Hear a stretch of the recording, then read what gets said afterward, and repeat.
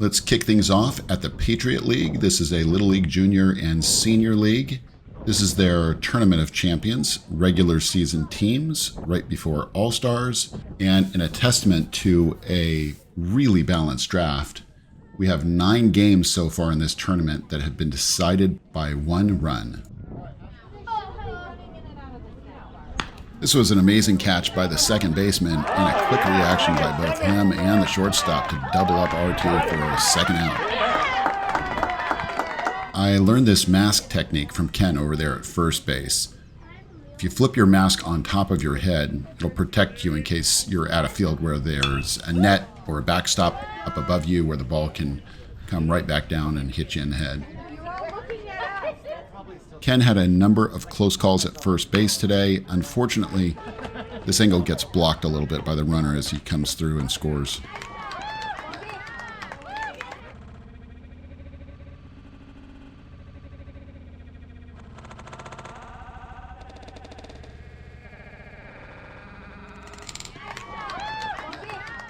We had a pesky bee that just kept flying around home plate today, landing on the batters and delaying game.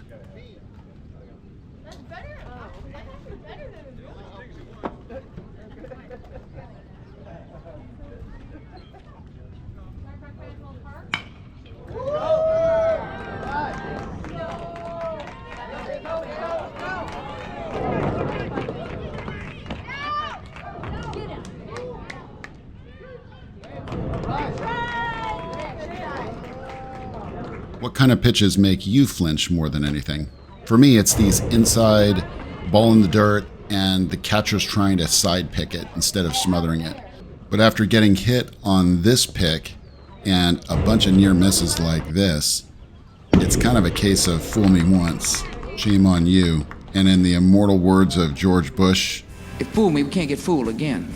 I find myself instinctively trying to get out of the way. This one did not work out so well. And look at Ken doing his best impersonation of a matador over there at first base, making sure that I see it. That was kind of funny.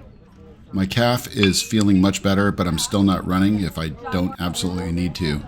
And this was a banger at first base. It doesn't get much closer than this.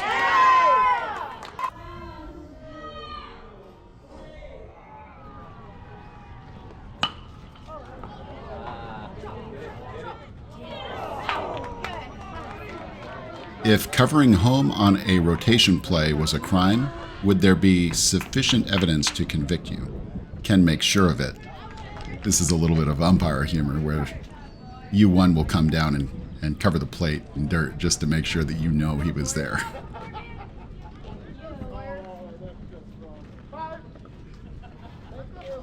It's ideal for every umpire to point and call on an infield fly situation. That way it removes all doubt.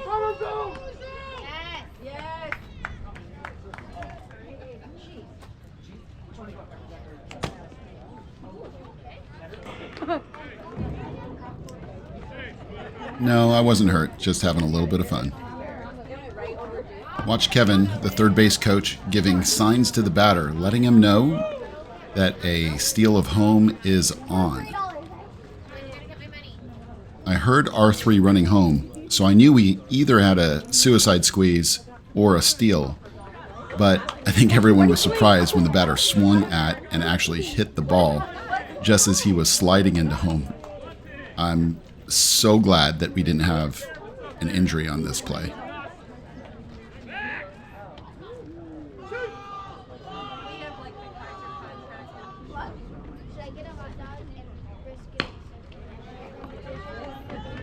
And yet another close call at first base. Great call by Ken.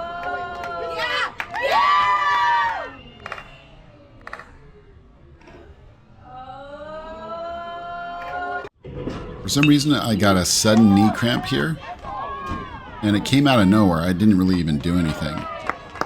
You can see me trying to work it out right here. So on the next rotation play, I'm like, no, I'm just going to stay home. But Ken gave me a look like he just thought that I didn't rotate because I didn't want to get the plate covered with dirt again.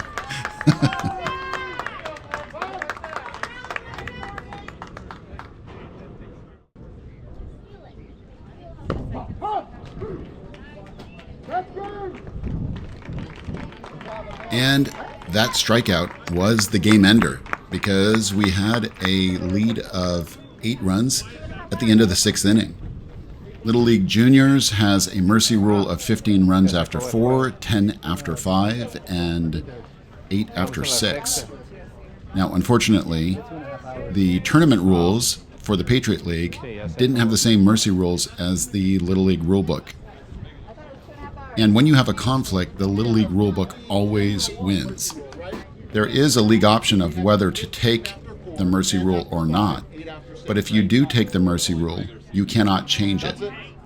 After a brief rule review, we've confirmed that the mercy rule is 8 after 6, and the game was over at that point. It's a heartbreaking loss. It's a tough way to go down, but the mercy rule is very important during tournament play for teams to conserve pitching.